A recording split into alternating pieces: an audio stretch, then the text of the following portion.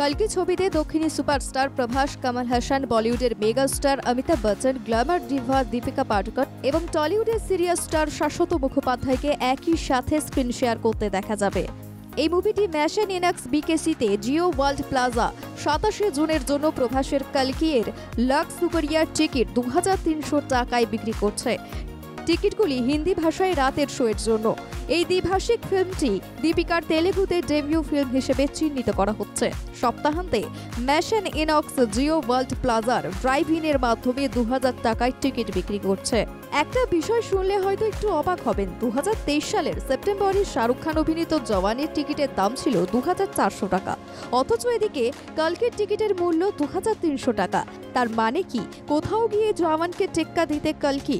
অন্ধ্রপ্রদেশ সরকার কালকির ticket দাম বাড়ানোর অনুমতি দিয়েছে।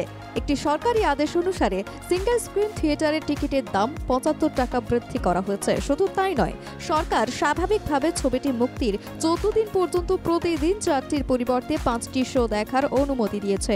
এই সিদ্ধান্তের ফলে ছবিটির আয় বাড়বে বলে আশা করছেন ছবি নির্মাতারা। এদিকে তেলেঙ্গানা সরকার অতিরিক্ত শো অনুমোদন করেছে এবং টিকিটের দামও বাড়িয়েছে। এবার শুধু এটাই দেখার যে আগামী 27 জুন ছবিটি প্রেক্ষাগৃহে মুক্তি পাওয়ার পর দর্শক মহলে ঠিক কতটা প্রভাব ফেলতে পারে। ব্যুরো রিপোর্ট, বাংলা জাগো।